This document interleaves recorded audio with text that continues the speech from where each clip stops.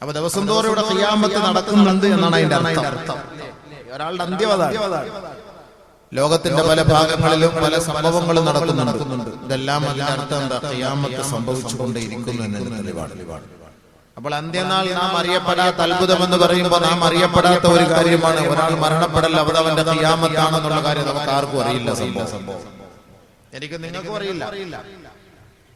അതുകൊണ്ട് ബഹുമാനമുള്ള സഹോദരങ്ങളെ, ഖിയാമത്ത് നാളിന്റെ അറിയപ്പെടാത്ത അത്ഭുതങ്ങൾ നബിയുനാ റസൂലുള്ളാഹി സ്വല്ലല്ലാഹു അലൈഹി വസല്ലം നമുക്ക് കുറെ വിഷയങ്ങൾ ഇതിനെക്കുറിച്ച് ചർച്ച ചെയ്ത് പഠിപ്പിച്ചിട്ടുണ്ട്. അന്ത്യനാളിന്റെ അത്ഭുതങ്ങളെ കുറിച്ച് നമുക്ക് മൂന്നായിട്ട് തരംതിരിക്കാം. അപ്പോൾ മൂന്നായിട്ട് നമുക്ക് ചെയ്യാം. ഒന്ന് ഖിസ്മുൽ ലഹറ വൻഖല, സംഭവിച്ചു, വെളിപ്പെട്ടു, അത് അസ്തമിച്ചു. രണ്ട് ഖിസ്മുൻ ലഹറ വലം യൻഖലി, വെളിപ്പെട്ടു ഖിയാമത്തിന്റെ അടയാളങ്ങൾ, പക്ഷെ വലം യൻഖലി, അത് പൂർത്തിയായിട്ടില്ല, അതിങ്ങനെ തുടർന്നു കൊണ്ടേയിരിക്കും. അതാണ് നമ്മൾ ഇപ്പോഴൊക്കെ കണ്ടുകൊണ്ടിരിക്കുന്ന പല പല അത്ഭുതങ്ങൾ. മൂന്നാമത്തെ അത്ഭുതമാണ് ഖിയാമത്തിന്റെ പരിപൂർണമായ അടയാളങ്ങൾ, അൽ അമാറാത്തുൽ കബീറ. അത് വലിയ അത്ഭുതങ്ങളാണ്. അതിങ്ങനെ തുടർച്ചയായി കൊണ്ടേയിരിക്കും. അതോടുകൂടി ഈ ലോകം പരിപൂർണമായി ഇഷ്ടപ്പെട്ടു. അതാണ് മൂന്നാമത്തെ സംഭവം. ഇപ്പോൾ നമ്മുടെ 21ാം നൂറ്റാണ്ടിൽ വർത്തമാന കാലഘട്ടത്തിൽ നടക്കുന്നത് രണ്ടാമത് നമ്മൾ പറഞ്ഞ വിഭാഗമാണ് ഖിസ്മുൽ ലഹറ വലം യൻഖലി, വെളിപ്പെട്ടു അല്ലാഹുവിന്റെ ദൃഷ്ടാന്തങ്ങൾ, അത്ഭുതങ്ങൾ, പക്ഷെ അത് പൂർത്തിയായിട്ടില്ല, അതിങ്ങനെ തുടർന്നു കൊണ്ടേയിരിക്കുകയാണ്. ഒന്നാമതായി പറഞ്ഞത് ഖിസ്മുൽ ലഹറ വൻഖല, വെളിപ്പെട്ടത് എന്താണ്, പൂർത്തിയായത് എന്താണ്? നബിയുനാ റസൂലുള്ളാഹി സ്വല്ലല്ലാഹു അലൈഹി വസല്ലമ തങ്ങൾ പറയുകയാണ്, ഖിയാമത്തിന്റെ അടയാളമാണ് എന്റെ ജനനം. എന്റെ ജനനം ഖിയാമത്തിന്റെ അടയാളമാണ്. നബിയുനാ റസൂലുള്ളാഹി തങ്ങൾ പറയുകയാണ്, ബുഇസ്തു അന വസ്സഅതു ഖഹാതൈൻ, ബുഇസ്തു അന വസ്സഅതു ഖഹാതൈൻ, ഞാനും എന്റെ നാളും ഇതേപോലെയാണെന്ന് രണ്ട് വിരലുകൾ ഉയർത്തിപ്പിടിച്ചുകൊണ്ട് അല്ലാഹുവിന്റെ റസൂൽ സല്ലല്ലാഹു അലൈഹി വസല്ലമ തങ്ങൾ പറഞ്ഞു. നബിതങ്ങളുടെ ജനനവും ഖിയാമത്ത് നാളും ഇതേപോലെയാണ്. അല്ലാഹുവിന്റെ റസൂൽ ജനിച്ചത് ഖിയാമത്തിന്റെ അടയാളമാണ്. ബഹുമാനമുള്ള സഹോദരങ്ങളെ, രണ്ടാമതായി നബിയുനാ റസൂലുള്ളാഹി സ്വല്ലല്ലാഹു അലൈഹി വസല്ലമ തങ്ങൾ പറയുകയാണ്, ഫത്ഹു ബൈത്തുൽ മഖ്ദസ്, ബൈത്തുൽ മുഖദ്ദസിന്റെ വിജയം അത് ഖിയാമത്തിന്റെ അടയാളമാണ്. അത് സംഭവിച്ചതായിരുന്നു. ബൈത്തുൽ മുഖദ്ദസിനെ ബഹുമാനപ്പെട്ട ഉമർ റളിയല്ലാഹു തആല അൻഹുവിന്റെ കാലഘട്ടത്തിൽ ജയിച്ചടക്കിയിരുന്നു. ജൂതന്മാരുടെ കൈകളിൽ നിന്ന് ബഹുമാനപ്പെട്ട ഉമർ റളിയല്ലാഹു തആല അൻഹു പരിശുദ്ധമായ ബൈത്തുൽ മുഖദ്ദസ് പിടിച്ചു വാങ്ങിക്കൊടുത്തു. ജൂതനസ്രാണികളുടെ കരാള ഹസ്തങ്ങളിൽ നിന്ന് സുലൈമാൻ നബി അലൈഹിസ്സലാത്തു വസ്സലാം എടുത്തുയർത്തിയ പരിശുദ്ധമായ ബൈത്തുൽ മുഖദ്ദസ് അത് മുസ്ലിമാന്റെ ഗേഹമാണ്. ആകാശത്തിന്റെ കവാടം അവിടെയാണ്. ആദരവായ റസൂലുള്ളാഹി തആല മിഅ്റാജിലേക്ക് കൊണ്ടുപോയപ്പോ പരിശുദ്ധമായ ബൈത്തുൽ മുഖദ്ദസിൽ വെച്ചല്ലയോ ഒരിടത്താവളം നിലയിൽ മഹാനായ ജിബ്രീൽ അലൈഹിസ്സലാത്തു വസ്സലാം വിശ്രമ കേന്ദ്രമായി കണ്ടത് ബൈത്തുൽ മുഖദ്ദസാണ്. എന്തിനാണ്?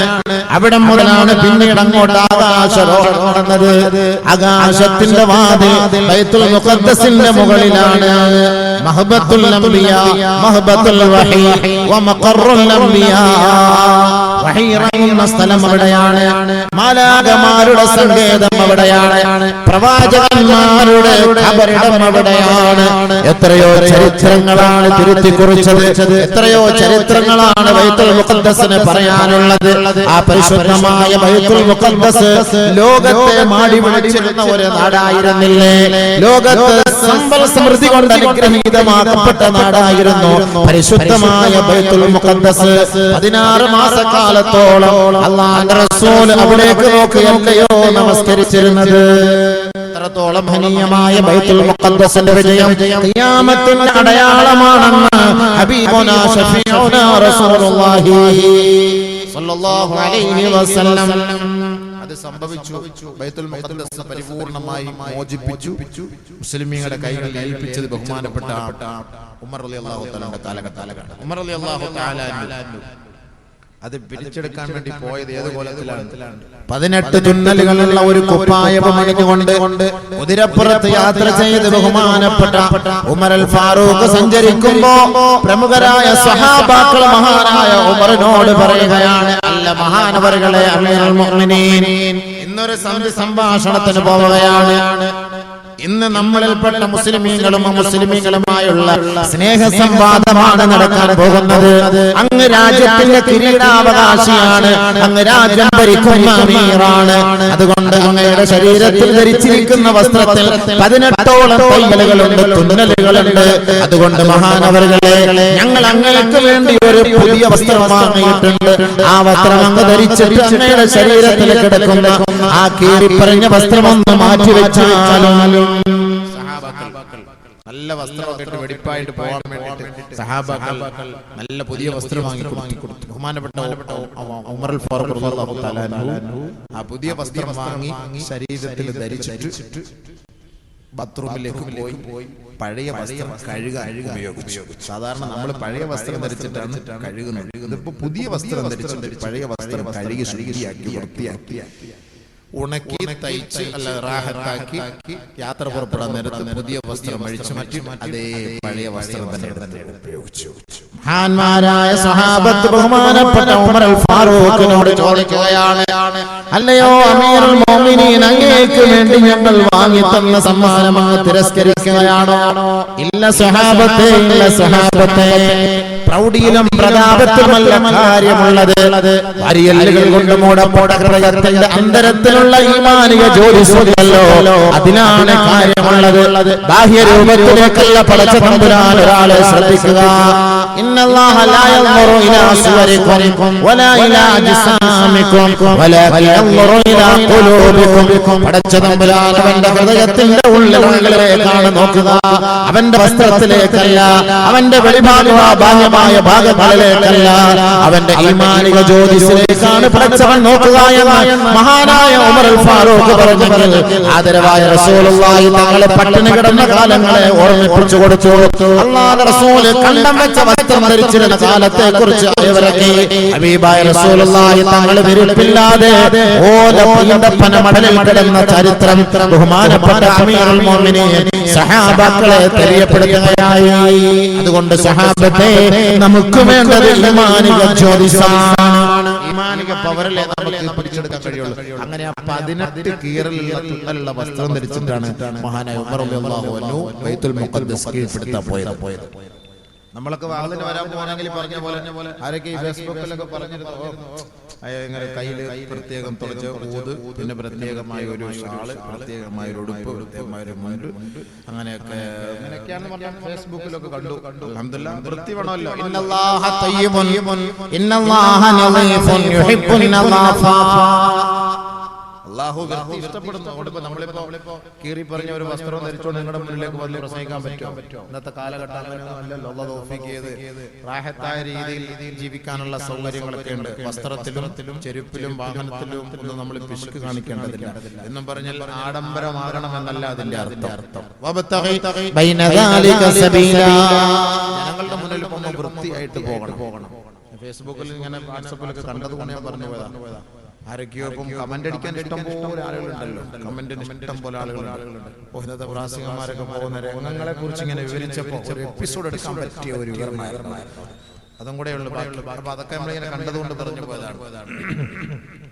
ബഹുമാനമുള്ള സഹോദരങ്ങളെ, അപ്പോൾ വൃത്തി ഈമാന്റെ ഭാഗമാണ്. സല്ലല്ലാഹു അലൈഹി വസല്ലം തങ്ങൾ പറഞ്ഞ വാക്കാണ് അല്ലാഹു ഇഷ്ടപ്പെട്ട കാര്യമാണ്. എന്തുകൊണ്ടാണ് ഇങ്ങനെ നമ്മളെ പ്രാസികന്മാരെ കുറിച്ച് പറയുന്നതിനേക്കാളും നല്ലത്? എത്രയോ പേര് നിസ്കരിക്കാൻ വേണ്ടി പള്ളിയിലേക്ക് വരും, രാത്രി ഉടുത്ത കൂതറ കൈലി ഉടുത്തോണ്ട പള്ളിക്ക് സുബഹിക്ക് വരെ അതിനെ കുറിച്ചൊന്നും ചർച്ച ചെയ്യാൻ ആരുമില്ല. ബർമൂഡ ഇട്ടുകൊണ്ട് പള്ളിയിൽ നമസ്കരിക്കാൻ വരികയാണ്. അതിനെതിരെ പ്രതികരിക്കാൻ എന്ന സമുദായമില്ല. പ്രഭാഷണം നടത്തുന്ന മുസ്ലിയാക്കന്മാരുടെ പച്ചയിറച്ചി തിന്നാൻ വേണ്ടി നടക്കുകയാണ്. കാരണം എന്താ?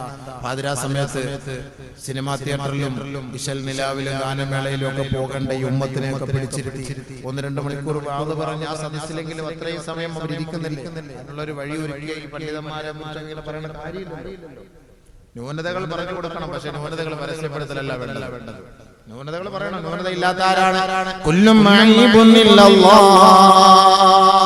അല്ലാഹ് അല്ലാത്ത എല്ലാത്തിനും ന്യൂനതയുണ്ട്. ന്യൂനത ഇല്ലാത്തതായിട്ട് ഒന്നും തന്നെ ഇല്ല. എല്ലാം ന്യൂനതയാണ്. ന്യൂനതയില്ലാത്ത ഒരാളൊന്നും കടന്നു വരട്ടെ. അദ്ദേഹത്തിന്റെ നിത്യജീവിതത്തെ ഒന്ന് പരിശോധിച്ചു നോക്കണം. എന്തായിരിക്കും അദ്ദേഹത്തിന്റെ നിത്യജീവിതത്തിൽ അദ്ദേഹം ചെയ്യുന്നത്?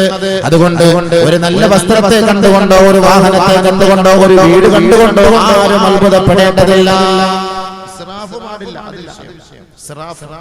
അമിതമായി ആവശ്യമില്ലാതെ ആവശ്യത്തിനും അപ്പുറം ചെയ്യുന്ന ഭക്ഷണമാകട്ടെ, വാഹനമാകട്ടെ, വസ്ത്രമാകട്ടെ, വീടാകട്ടെ, അത് അല്ലാഹുവിന്റെ ഹിസാബാണ്. അത് നമ്മൾ സമാധാനം പറയണം.